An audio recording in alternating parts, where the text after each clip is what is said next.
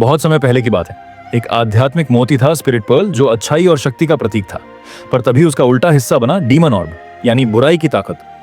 देवताओं ने फैसला किया कि स्पिरिट पर्ल को धरती पर भेजा जाए ताकि एक महान योद्धा जन्म ले सके। मगर उसी वक्त एक बुरी आत्मा ने चाल चली, उसने स्पिरिट पर्ल को डीमन ऑर्ब से बदल दिया।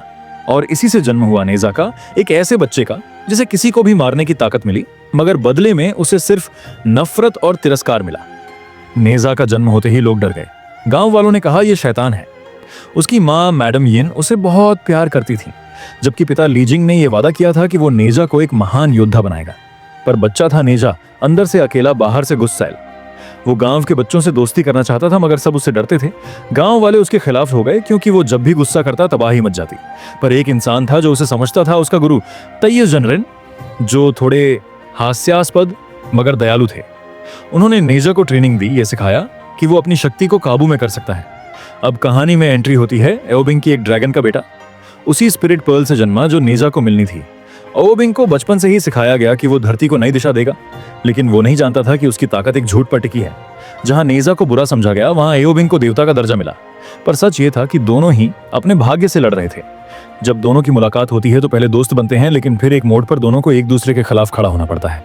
एक समय ऐसा आता है जब पूरी दुनिया नेजा के खिलाफ होती है। देवता कहते हैं कि नेजा को मरना होगा, क्योंकि वो डीमन ऑर्ब से जन्मा है। नेजा को पता चलता है कि उसकी जिंदगी बस 3 साल की है, उसके बाद उसकी आत्मा नष्ट हो जाएगी। पर अब वो बदल चुका है।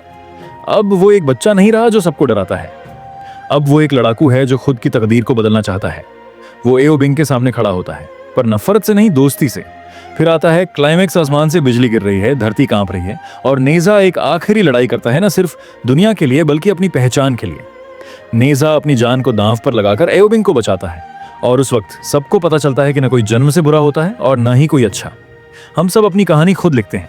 भले ही नेजा की शरीर मिट गई, लेकिन उसकी आत्मा अमर हो गई, एक प्रतीक के तौर पर कि अगर तुम अपनी नियति से लड़ो तो कुछ भी बदल सकता है। तो दोस्तों, ये थी नेजा की कहानी, एक ऐसे लड़के की जिसने अपने भीतर के राक्षस को हराया और भगवान बन गया। अगर आपको ये कहानी पसंद आई तो वीडियो को लाइक करें, शेयर करें, और HBT वर्ल्ड विजन को सब्सक्राइब करना न भूलें। आप कमेंट में बताइए कि नेजा की कौन सी बात आपको सबसे ज्यादा पसंद आई। मिलते हैं अगली वीडियो में, तब तक के लिए खुद पर यकीन रखो और कहानियों से जुड़े रहो।